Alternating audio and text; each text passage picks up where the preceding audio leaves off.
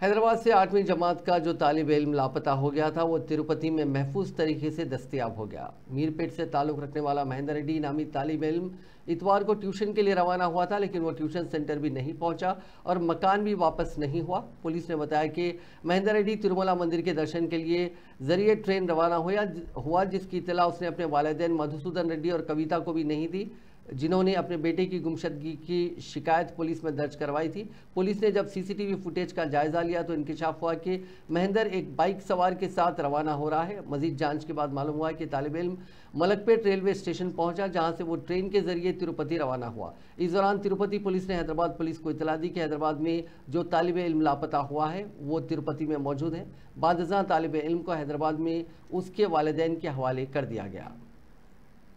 మొన్న వచ్చిన దేనికి కొండకు వచ్చిన పండగ వచ్చావా మామూలుగా నీకు అలవాటా ఇట్లా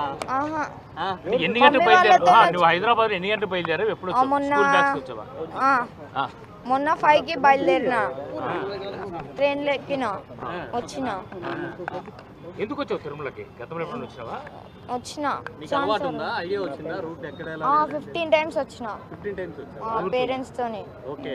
అందువల్ల ఇట్లా వచ్చావు ఈసారి ఒంటరిగా వచ్చావు ఎందుకు వచ్చావు ఒంటరిగా పేరెంట్స్ చెప్పలేదు నువ్వు ఆహా ఎందుకు డబ్బులు ఉండిందా అసలు ఉండే ఎంత ఉండింది డబ్బు 1000 రూపాయల దాకా